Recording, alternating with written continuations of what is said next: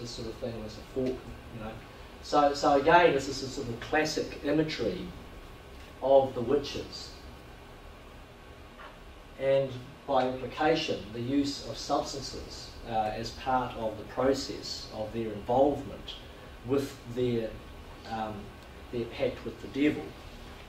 Okay, so here we have thorn apple, otherwise known as datura, which was a more prominent psychotropic. As we'll see, it was also used as a medicine as well. And so this is this crossover of medical use and recreational use. Now, we didn't really look too much at America last week, and this is also datura, and this is quite a different image. I mean, and here we have a sorcerer trying to convince someone to try this person to try the thorn apple. Try the datura. The point I guess we're making here, really, or looking at here, is the idea that there was, and it's interesting that this is on the other side of the world, the idea that there was in fact a tradition of the use of some quite powerful psychotropics in Europe and also in other parts of the world. Now this is this ship of fools, which is not necessarily a drug-induced phenomenon, although there is someone there with wine, and I think there's someone over the back there drinking as well. But there was this period, just in the early modern period in Europe, up until about the 16th century, where periodically people would just feel that they had to sort of go a bit crazy. And this, again, is an argument that Dürer makes, is that in order to get a sense of one's place in one's society or in one's culture, sometimes you just have to step sideways so that you can get that sense of perspective. And this notion of perspective is something that we started talking about last week with the idea of the sociological imagination. But it's also something that people are doing when they're going through an initiation, when they're going on a vision quest, when they're moving, when they're wanting to get a sense of their place in the world, they want to go somewhere else to do it. So everything's inverted. So you've got a boat, but it's on land, and they would push it kilometres and kilometres from one town to the next. And you've got a tree, which is a sort of tree of life. That's the idea of that, and it's inverted, and someone's sort of hanging sort of upside down there, I think.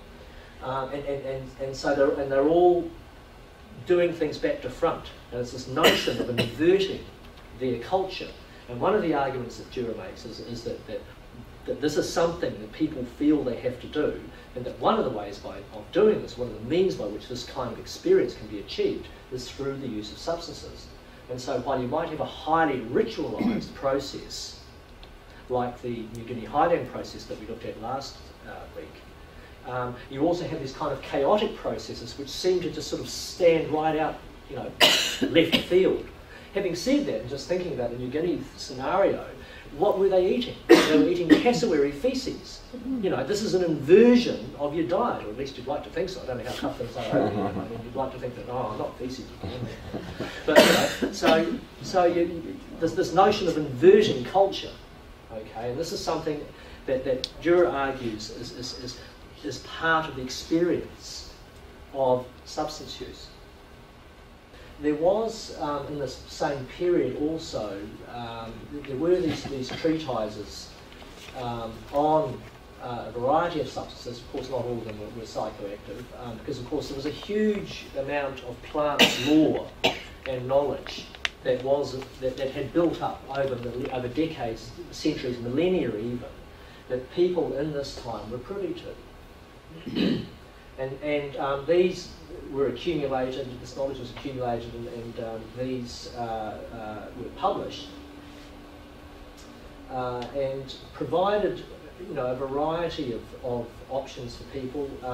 Certainly people who were poor would have had an opportunity to come to understand the use of some of these substances as a means to gaining some kind of health, even if it was only palliative sort of care, because of course really up until probably the late 19th century, most medicine was palliative. It was sort of, you know, trying to make you feel a bit better, which is probably why a lot of these substances actually were quite popular. I mean, medicine in terms of actually being able to achieve things like antibiotics and and so on. These things really didn't happen until very, very recently. So there was, along with this tradition that we've just been talking about in relation to psychotropic use for the purposes of an experience, there was also this knowledge of natural remedies, plants, etc. And you know, that was very much a part, I think, of the culture. So as I say, we're not exactly clear what people were specifically doing with these. It's likely that the rural and urban poor made use of them.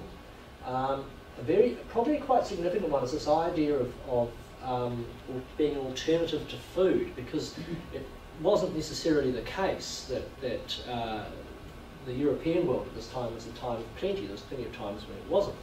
And so the possibility that you can have something that's going to get rid of your appetite or slake your thirst or something like that without it being food, potentially, particularly for poor people, potentially would have been appealing. Another comment here about the repository of the knowledge.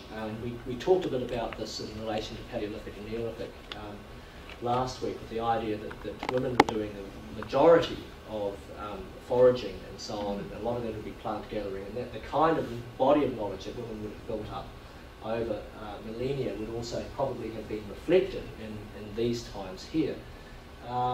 And again, of course, many of the victims of the witch trials and so on, if not the vast majority were women. And so there was this notion of, well, we can get these vulnerable people, and they know stuff that we don't know, and we don't know what they're doing with it, but it's a threat, and so let's burn them, sort of thing. So there's that level of knowledge there. And there's this radical transformation in Europe through the colonial processes, through processes of capitalism and global trade that developed remarkably quickly with the consumption that went with it, where people's relationship with substances changed. They had a qualitatively different relationship with substances. The reason people were using some of these substances were quite different. Probably an underlying but very powerful theme is this notion of being without intoxication or without inebriation. Okay, this is this powerful thing, and we'll come to understand why that was significant from this time forth. This is the Enlightenment. Really, it started in the 17th century, but it certainly peaked in the 18th century. And reason and science were particularly prominent, and so this idea that we've now got a way in which we can engage with the world, we can start to do experiments, we can start to make substantive statements about what works and why things work, and we can start to develop a body of knowledge that's a consistent, rational body of knowledge. So this notion of rationalism is very important. There's this idea that we are going to rationally start to look at the world. Of course, we had at the same time this development of colonialism, and significantly this was the various nations or cultures of Europe going out into the world, engaging with other cultures, developing trade associations, and then bringing back to Europe, but also setting up outside of Europe very, very powerful trading, very rich trading networks. And these trading networks brought in or captured a whole lot of new products.